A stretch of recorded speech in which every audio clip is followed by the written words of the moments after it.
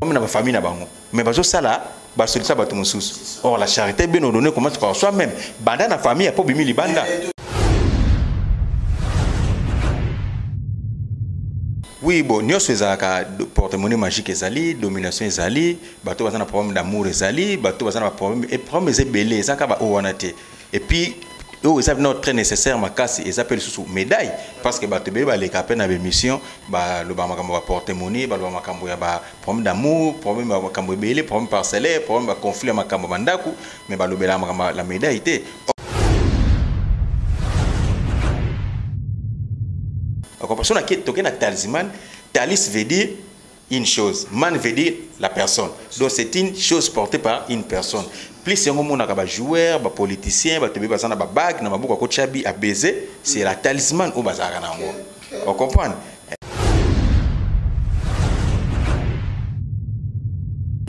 Pourquoi on a destination?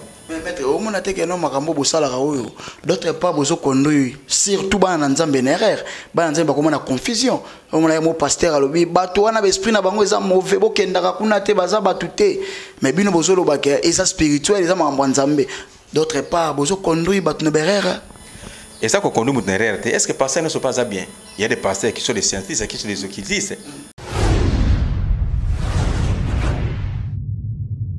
Sango malamu oyo eye otunanga nini nini yango lisusu yo pe Flat Hotel HP eye pona kokokisa ba rêve na bino etongami na ba norme international pona ba séjour na bino na ba vacances na bino boza pepele ebongo pona kolia pe komela Flat Hotel HP atie na disposition na bino restaurant VIP pona masanga qualité nyonso bokoluka ezali Flat Hotel HP abakiseli bino lisusu wifi ya ofele lokola kaka na poto ndeko na ngai côté électricité bosana na yo molili po Flat Hotel HP ateli bino générateur ya tumu pia botuni ngai soki Flat Hotel HP ezwami wapi Flat Hotel HP ezwami bongo na commune ya Kalamu centre-ville na quartier Kimbangu avenue Makanza numéro 10 Pour la réservation ya ba chambre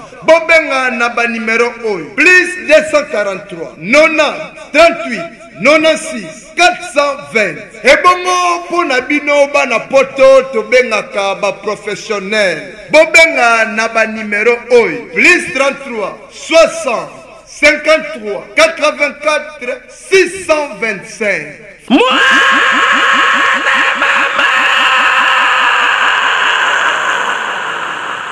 Hotel HP epesameli biso lokola bokonzi ya likolo epesamela moto nyonso oyo ezali kado signé Flat Hotel HP. Vous êtes commerçant, transporteur ou encore livreur, vous avez besoin de déplacer vos marchandises, vos cargaisons ou vos matériels d'une ville à une autre ou encore d'une province vers Kinshasa et vice-versa. Obstiné SARL met à votre disposition un équipage professionnel et des camions d'une capacité de plus ou moins 40 tonnes. Nous sommes disposés à vous accompagner et vous permettre de disposer des engins efficaces pour tous vos besoins de transport. Obstiné SARL, la solution logistique idéale. Cette émission est offerte par Papy Leroy à la carte illimitée. Et bien voilà, bonjour à vous très chers amis fidèles, internautes de Wantashi Télévision et sans oublier les Fimbo News. Negato sur la Ranabino, c'est votre Jérès Malé de Wantashi de la presse Negana Sarabino, Bisotoya Kasoki, et Loua Kolobezali, Soloua Kolobeati, Tokoyati. Alors, Lelo, j'ai le réel plaisir, Yaouyam Belabino, Moko ya Batu Oyo, Batu Sala Fierité, la spiritualité. Na Congo na biso ya Kinshasa ba osala mon escroquerie pour escroc ba comme belé na monde ngo ba kotsa batu banganga ba kotsa batu ba makambo belé lelo ko mona ba réalité mususu alors lelo to ko sola na moko ya ba maître oyo aza reconnu pe a na ville ya Kinshasa asala makamne masala ngo coulisse ya sala ngo lo wa batu tuti to ko sola na ye to ko yeba maître ko expliquer biso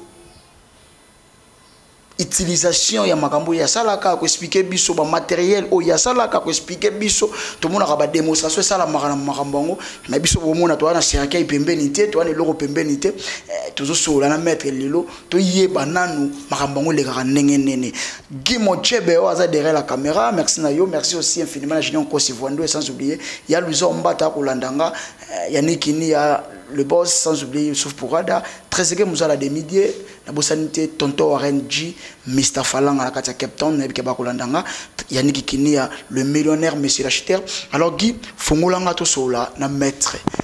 Il s'agit bien de Maître Bols. Ngana bien na komba Maître Bols, na so na komba mususa parwana. Bonjour Maître Bols. Bonjour Papa Gérès. Boni. Oui, ça va vraiment. Ça fait longtemps tozo kanate, tozo bengana mais tozo kutanate. C'était quoi au juste? Ozaki na ba préparation, ozaki na mambebelo ndeko sala ou comment? Non, tellement to sala ka spiritualité, ezaka na ba temps mususa ka ba concentration. Les ba temps mususa peut se concentrer na ba prière, monsieur za ba 21 jours, monsieur za ba 45 jours, ça dépend. Il y a un programme yo au sala qui pour na ko sala ba prière yango pour ça qui ata misala mingi to saretaka pour na ko sala ba concentration na après ndito bande to continuer misala pi to na pour ça na bino pour to les gana média.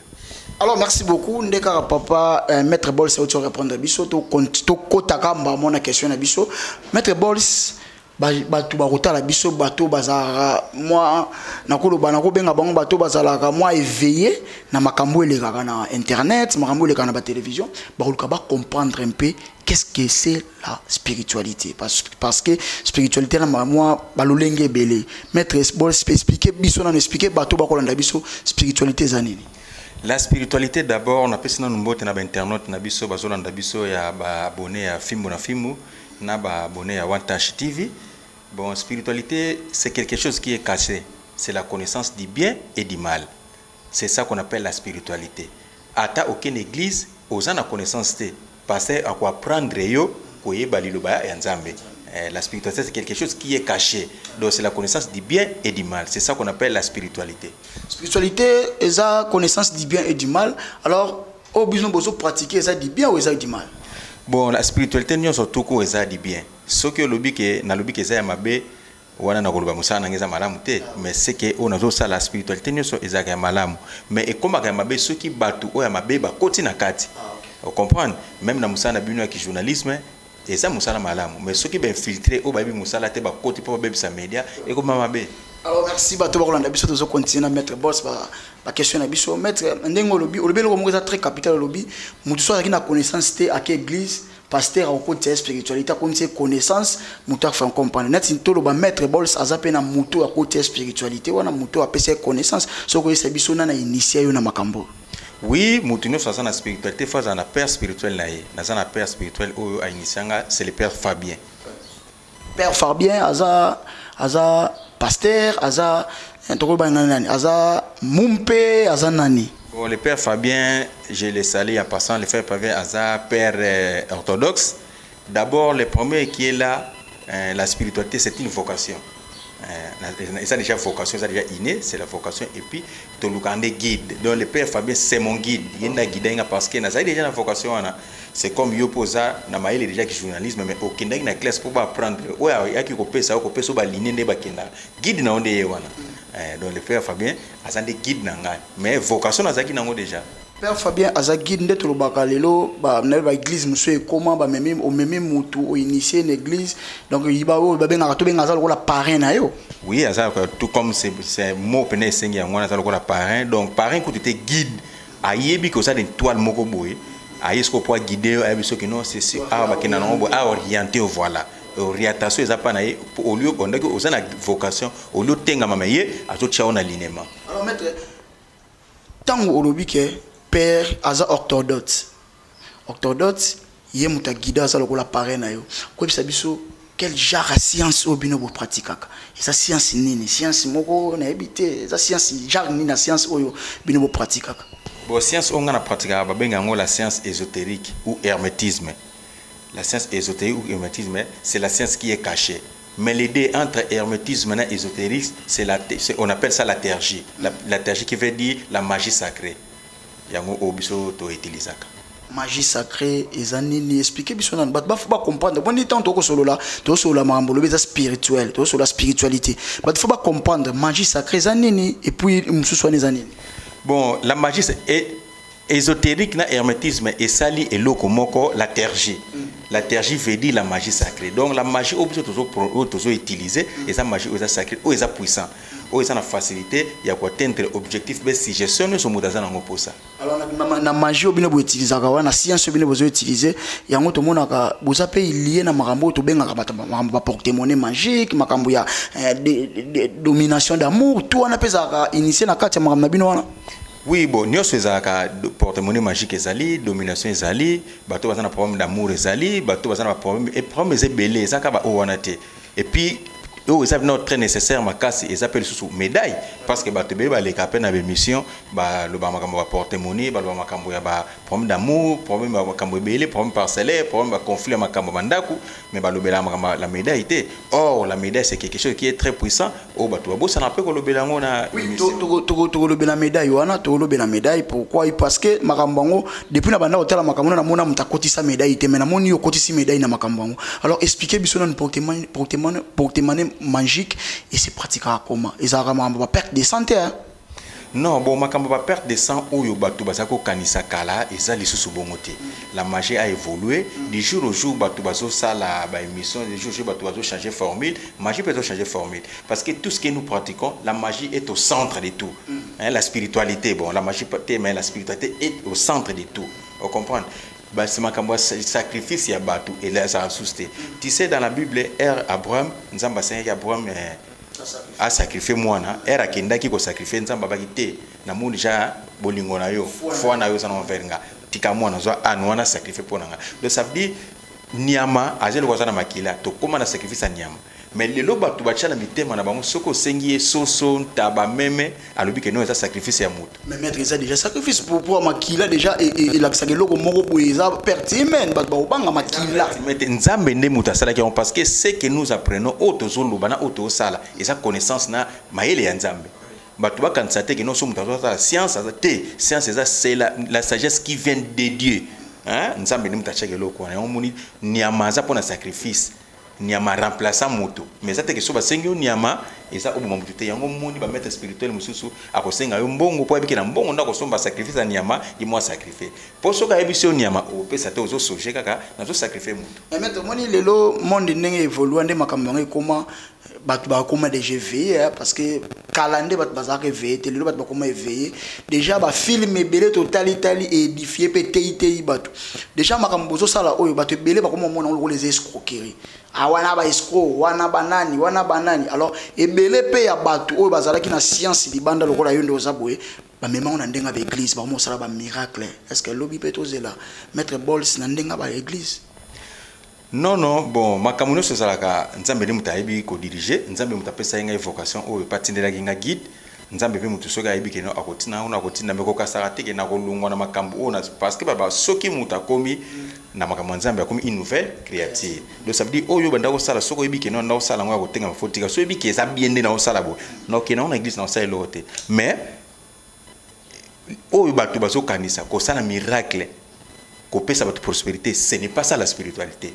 Même les kolongo na miracle ko kesa la miracle en église yangote soki na longo ana ki église c'est pour voir aux enfants de Dieu de se repentir et non ko kesa le miracle ça n'a rien à voir miracle bien prospérité et ça n'a sens té.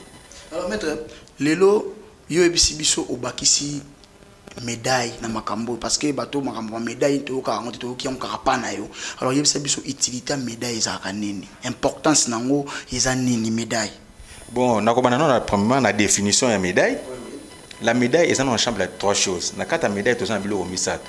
To sana talisman, to sana pentacle et puis to sana porte-bonheur.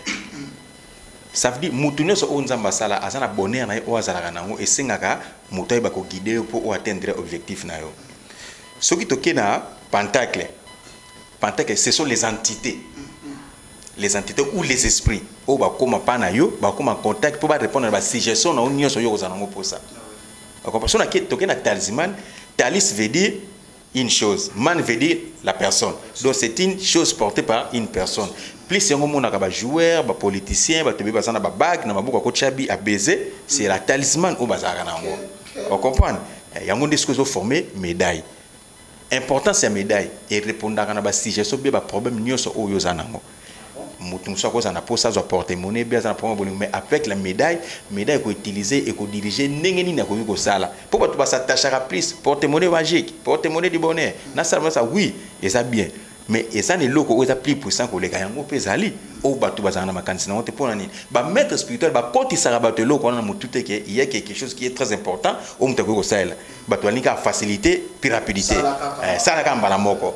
Alors na kati ya médaille wana ils ont un sacrifice mete pour ngai makambo to ke na ngo spiritualité batu ba mona raliwa est-ce que na kati ya médaille wana ils ont condition moko to pesi ke non soko avozwa médaille au soit soko bandi au la médaille nanga soit mwana koleka soit mukongo kotekama soit lisape kotekama soit tata moi si tata nzo kinoko na yebite mettre donc médaille ils ont une condition moko te ya sacrifice humain. Bon et loko nyoso o mutu asali ils ont une condition même nzambe pas en condition dit commandement batu bossa na condition ne volez pas ça la beauté ça condition nzamba pesi po okota bokonza likolo ata soki na médecine condition ezali docteur akomeli okisi moko na tongo moko na milimo moko na poko so meli 3 et salini docteur muta science te o meli po buki mibeko mais ba condition ça te ndenge bato ba kanza ba condition ça na ba bilo mo ça simple parce que j'ai dit la spiritualité a changé du jour au jour de vivre spiritualité zoki na ko changer mais ba kanza te que condition ça ko tambola boto ça boté les conditions sont très simples oh ba peut-être makabo ba lukaka condition o eza ko condition o bango za na mona po eza na gravité maître wana zolo ba po benda ba kilia zolo ba pela po eza fena ndengo so kalisa na benda ba client po ba client ba za déjà ebelé o ba landanga na ba chaîne mususu na leka peut-être pas na yo première ou deuxième fois mais la machine mususu na leka na deuxième fois ça la la fille après deuxième fois et ça na bateau déjà ba s'intéresser ba benganga les pommes c'est quoi muta yo kana o mettre bon ça zoloba le reste après on se comprend même l'église dans le baga mutu c'est repentir nanu ba peso prospérité ta peso miracle le reste c'est Dieu qui va faire même mutu yo kana o mettre bon ça lobi ça la analyse contacter mettre bon à couper ça yo ba argument ndeni o sala to trouver résultat aux meilleurs. Tu retrouves les résultats les meilleurs. Merci na bato baza branché scotché ba kolandanga junior konsivoandu. Merci na trésor mianda Tupac papa na Double King na bika kolandanga na minute oyo maître Yannick ni je sais pourquoi na lela rapa na yo pona yebitina na bosani te kopesa mbote na maître Zulu Pupanga toujours mutako sala fierté ba Congo na Afrique du Sud na combat wana ya UFC. Merci na yo na nyonso ko sala maître Balls lelo total ka ba émission tout le monde a battu tout au bayaka kosola makambo to sola na yo makambo spiritualité makambo tout basola wana bayaka na ba démonstration wala ksaka bato mona mutu moko ya cercle na lobaki on dernière introduction nanga to ça l'émission to za na cercle pembeni te même so mona bimisi cercle afongoli cercle za vili dans okanga beti ba prière abimisa boye abimisi mbongo na kati muso abimisi nyoka na mulangi muso abimisi nyoka na nzungu donc ba démonstration ebele mais maître Balls on dirait c'est comme si yo ba démonstration wana ça la raté. Bon, la meilleure des nazo sur internet la meilleure démonstration c'est nini basa le logo simba la meilleure démonstration basa le logo simba soki batu basa la démonstration bisa mbongo bongo muto aza siko na mbongo azoluka protection démonstration nini yo salela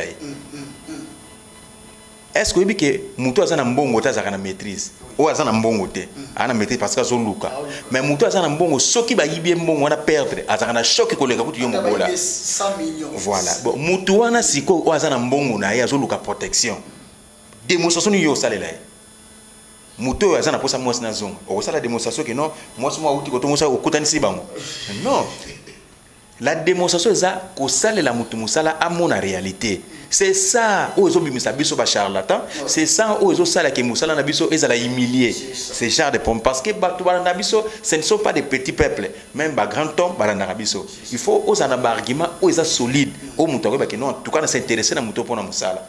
Et non ils là oh ba sala bosso de charlatan. Hein charlatan parce que ça na mutu so ko so appelle démonstration à sali.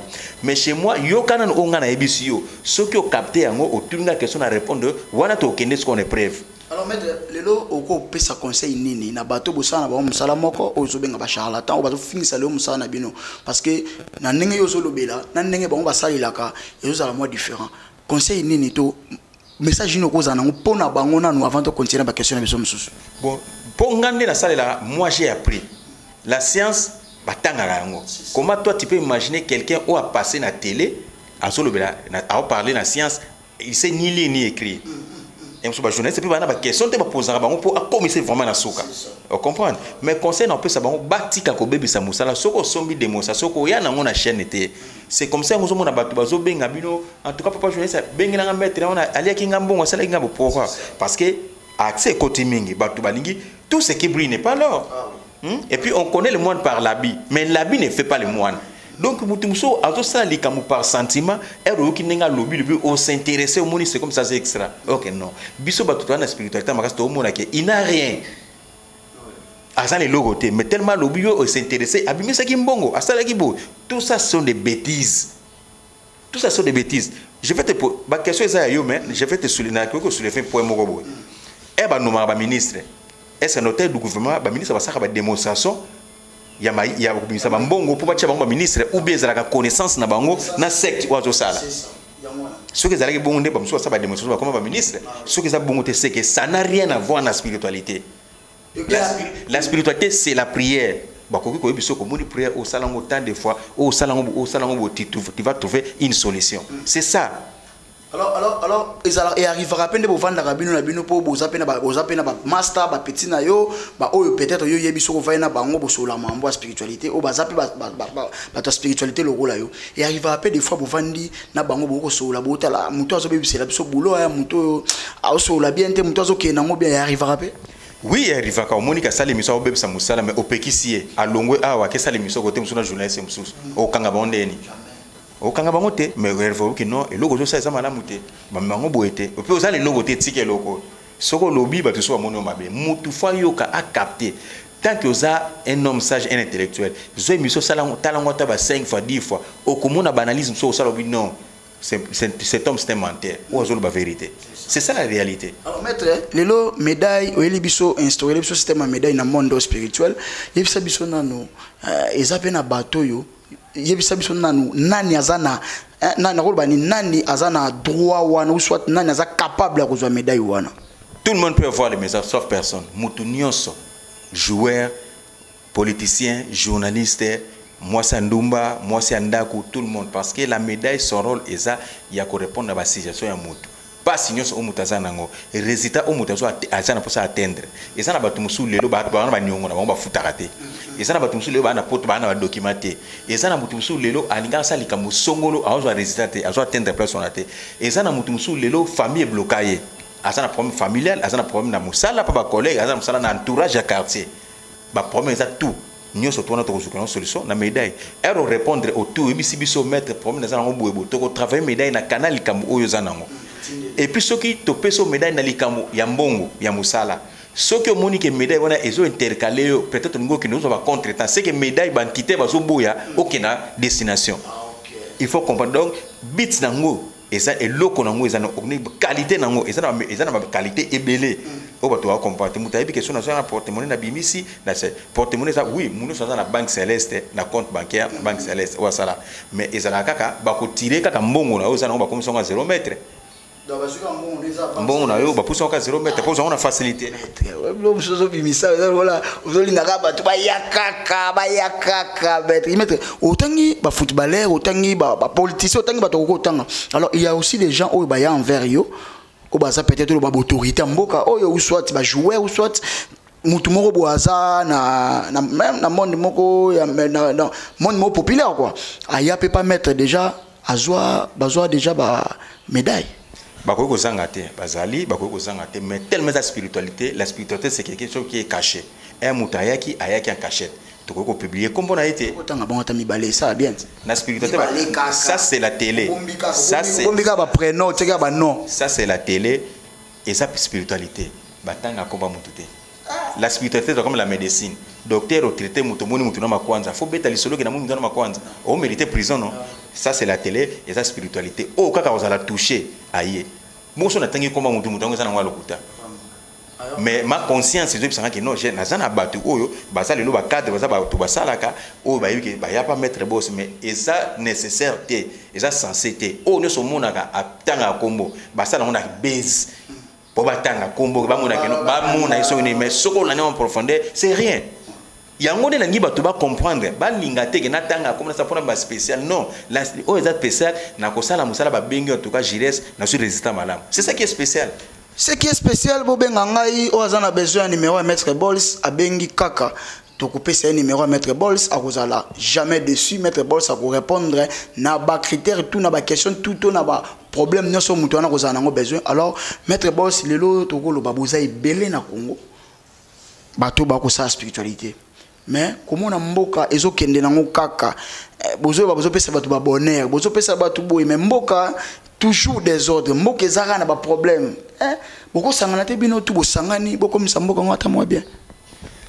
Oui, c'est question mo malamu ko sangana pona mboka eza mabete mais ata yo soko lingi basalo loko moko kende liboso yo ndoko ya vers biso et no biso to kepana soko boy ba autorité mboka nde ba ko yokana ba bengi ba to ba spirituel ba soumettre bango problème pour ba to na ba luka solution soki bo bengi ba sage mboka te bo bengi ba spiritualité te ndenge ni ba ko ka mbala moko pa ba contribuer sa bongo to na problème songolo ba ko recevoir biso te les problèmes soki ba prendre conscience il faut to ça na recours pas ba to ba spirituel to mekano ko tuna qu'est-ce qui ne va pas c'est par là ba sa réponse donc soki ba bengi ba konti ba bengi bo ça no dispo ko kutana ya ko sangana kokutana eza problème te soki babengi tokoya tokosangana tosangani tobengani batitulaire bamikolo bakozanga te basala liboso na biso bana expérience bakobenga mpe place bakomona ke eza na bamosusu bakoya te comprendre bien que oyo azalaki na ye classé te oyo azalaki classé ezalaki yeyo mais tellement basala yango te baosala autrement eza toko ozomona mabe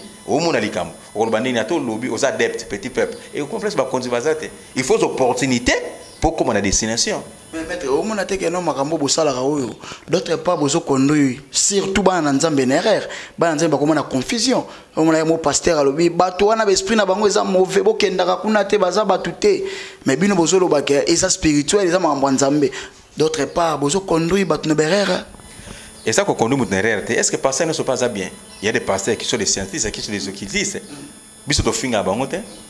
Bango ba commencer ko ye o état d'âme muto ce ko lobi ke état d'âme za mabe o lobi état d'âme na za mabe parce que au moninga na chaîne na pesi mutu kis bongo biso nyoso na ba pasteur to somba ke lamba ya tombola to lata yango le to sanga na mbongo te état d'âme ya bato ba chaki bilamba tombola wana na kata ba sac avec uta poto ya o talaki yango pose lamba no lata po état d'âme o talaka ka o muto sali parce que muto cheki lamba état d'âme j'espère que wana za makambo te to salaka tiraima na bango so ba sali na nzambe ba garder bande na bango so bitu beto soki na ko biso lo moko mutana problème bolingo est-ce que obike bolingo bomaka mutana problème bolingo azana problème na mwasi na ye na mobali na ye e bandi ko lienzo to akufa o sali problème pour mwasi na mobali azonga be mobali na mwasi azongela ye mutana biki na famille na ye osungi bango bobebisi bongo bango mutu baso prêcher bato prospérité miracle et témoignage bana nzambe baso se repentir te soko lobi na église nazana posa mutu moka pamba ma soit bénédiction soit miracle soki peda za wana soki lesbien na za wana soki muyibe za wana à recevoir ni bénédiction c'est que et yango te c'est très important c'est que très important à se repentir hein do ba débat mususu to sala yango na bango te donc to sala ba débat na bango te ba garder bande na bango biso to garder bande na biso. Donc bino rebisa de bimana mona miso abatu ya bango na sima muko mais tozo mona on peut prévenir babuzo peut to salama confusion sur les entités qui font ça l'entité bazo faire voir batu que non bango obulu mo kansa bata malam bango peut bata même idéologie na bato mais bato non dis-moi ya biso bimana pour ça ça c'est ce qui est très important. Alors aujourd'hui na musala na se mettre boss à salaka comment to kiko mona que non o eza bon résultat muto azupe solution na makambo yo mettre boss à salaki.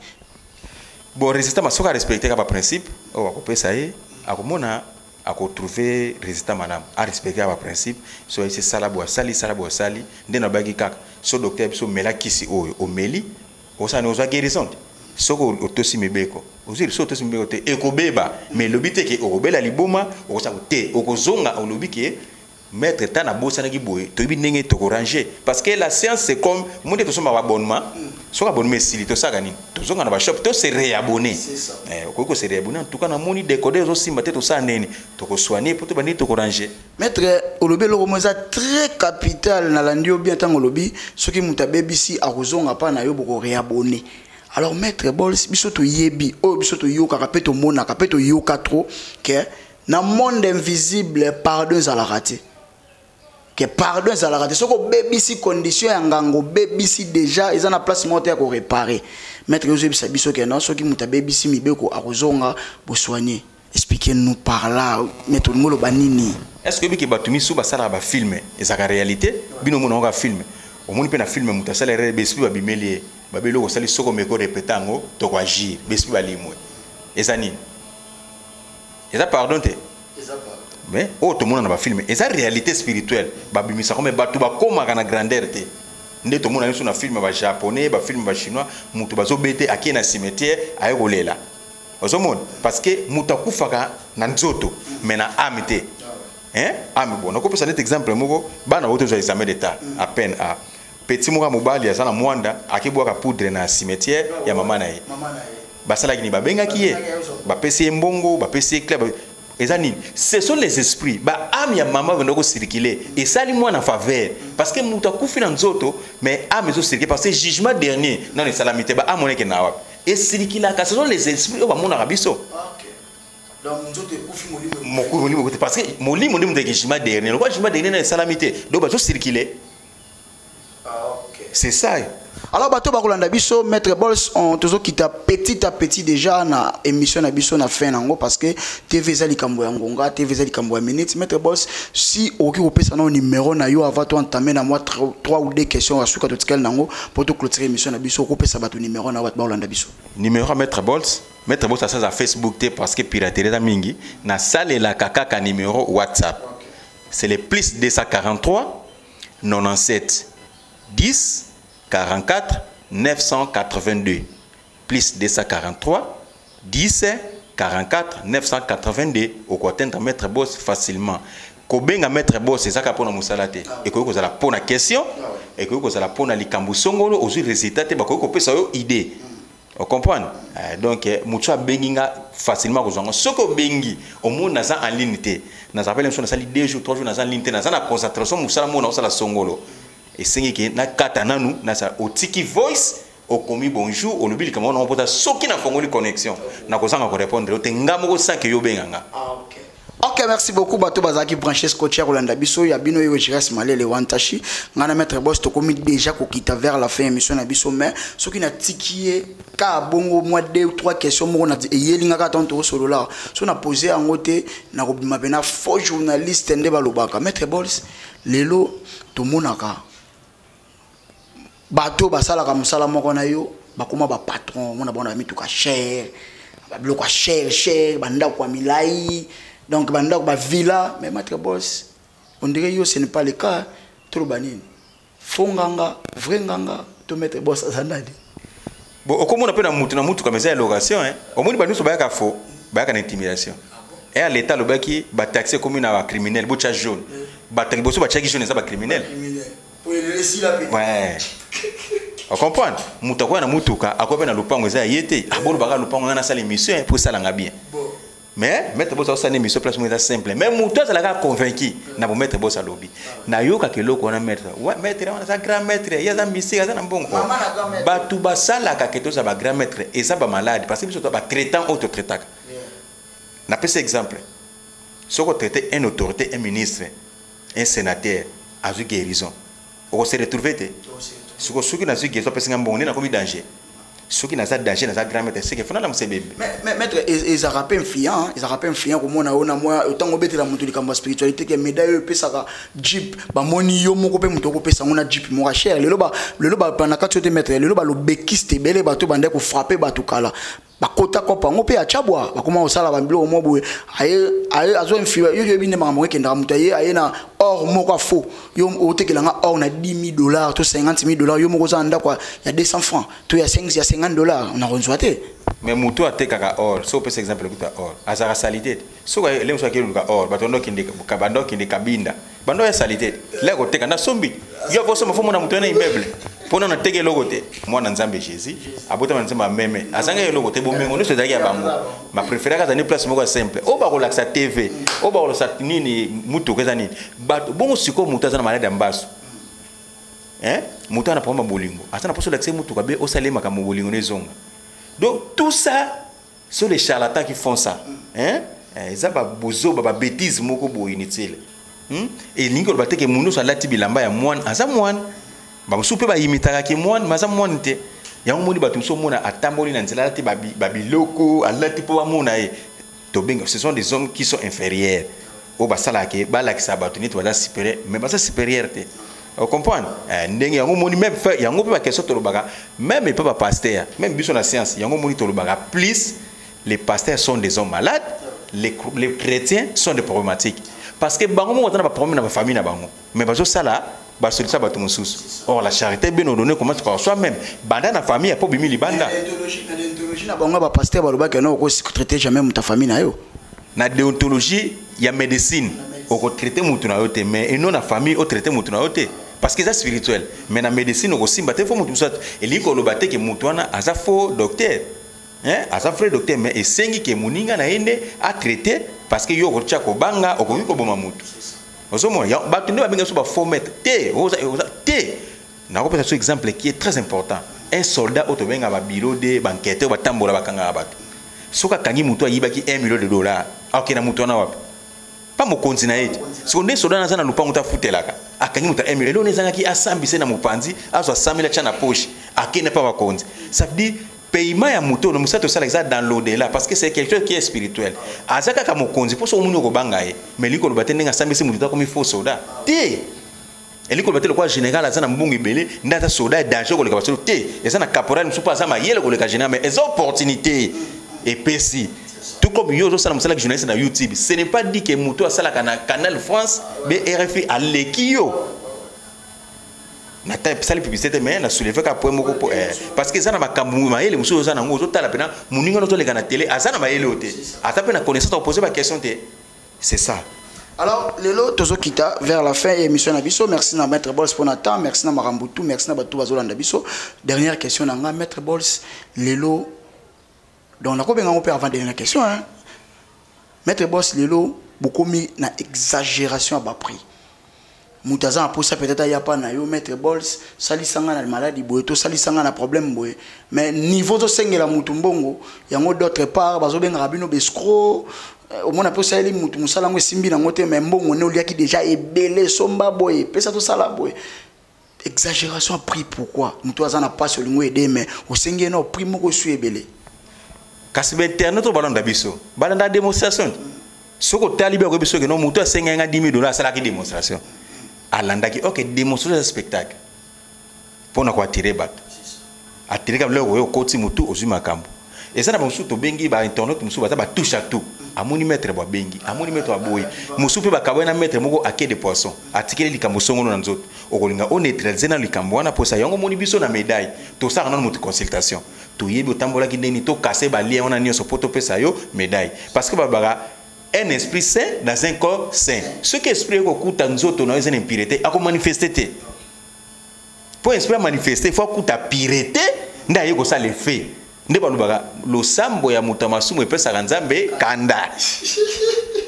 Donc muto azana posa na maître boss benga maître boss ozala décider ba benga yote ba benga maître boss parce que yo osala no musala pa na ngate ozana ba explication na ba preuve tangible te obisa bango ba benga nga na ko biso traité numéro pesa ki ngate benga maître boss ko biso qu'est-ce qu'il faut faire pour te trouver solution.